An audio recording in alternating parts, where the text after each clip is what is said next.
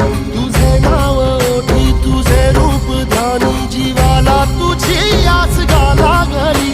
जरी बाप सा